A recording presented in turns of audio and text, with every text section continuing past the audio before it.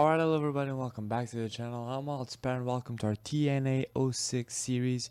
This is our first show after Final Resolution. We will find out the final two participants in our TNA International Title Tournament. We will have the storylines continue, so let's get right into this. We also have two pre-show matches just so I can gauge where these workers are in terms of in-ring ability alone. So really, there's no point to these matches. Don't worry too much about them. They're just fillers. So we have Minoru Suzuki squashing Shark Boy. I just wanted to see how he do in a squash. And generally speaking, in a squash match, the in-ring performance rating is quite a bit lower than an actual proper competitive match. So he got a 55 here. I reckon he will get like 70s in a proper match. Yeah, I think so. Yeah, that's what I think. And the other pre-show match, Drew Galloway, Carl Anderson, and Chris Sabin defeated Kazuchika Okada, Fergal Devitt, and Kota Ibushi by submission. Lovely, lovely, lovely. Who was the best? Fergal Devitt. Second best was Chris Sabin. Interesting. Next segment. Alright, now we open the proper show. We open show. Jeff Jarrett invokes his rematch clause for the TNA World Championship at Against All Odds. This gets the crowd hotter, and he gets a 77 rating, so it's solid, you know. Then Brother Devon defeats Chris Hero. But, you know, the Kings of Wrestling being the Kings of Wrestling, they try to beat down Team 3D. Steen Erico try to make the save. America's Most Wanted beat him down. And it's set for next week. Kings of Wrestling and America's Most Wanted versus Team 3D and Steen Erico. That is for next week. We continue on in a #1 contenders match for the Women's Championship. Cheerleader Melissa defeats Kana and Gail Kim when she defeated Kana specifically by submission. Gail Kim sustained a strained MCL, and that's gotta suck. Kana's got some heat backstage. Alrighty. That sucks. The final two participants are announced for the TNA International Title Tournament. Sean O'Hare and Abyss. Fun fact, Abyss was not supposed to be in this tournament. This was meant to go to someone else. You will understand why it didn't go to someone else later on in the show. There's a reason. The plans changed. Okay? Plans changed. Christopher Daniels then defeated Homicide in the X Division Showcase match. Samoa Joe was on commentary for this match. He tried to attack Christopher Daniels alongside Homicide after the match, but AJ Styles ran in for the save. He wasn't having any of that, so it seems like next week we'll have Daniels and Styles versus Joe and Homicide.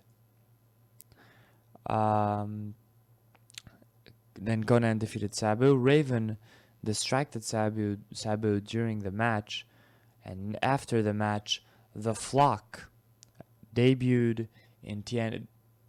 The new Flock debuted in TNA. John Moxley and Tyler Black, who you guys probably know as Dean Ambrose and Seth Rollins, but at this point they weren't using those names. John Moxley and Tyler Black are the new members of the Flock. They are now following Raven around, and it seems they have taken exception to Sabu specifically. Next up, Sting calls out Jeff Hardy, says he wants to apologize for injuring him last week at Final Resolution. Jeff Hardy comes out, says he doesn't have to worry about that accidents do happen, and the Voodoo Kin Mafia comes out and tells him, hey, this is kind of boring what you're doing. Why are you apologizing? We're wrestlers. We're not here to make friends. We're here to make money. And then they challenge them to a match right then and there, which means this will be our main event match. Sting and Jeff Hardy defeated James, BG James and Kip James, the James Gang, when Sting defeated BG James by submission. And we end the show on that note. Sorry about that. The show increased our pop in one region. 11 regions. Those are 2 ones. I just read one of the ones. My bad. Alright, not bad. 62. I need to check if that was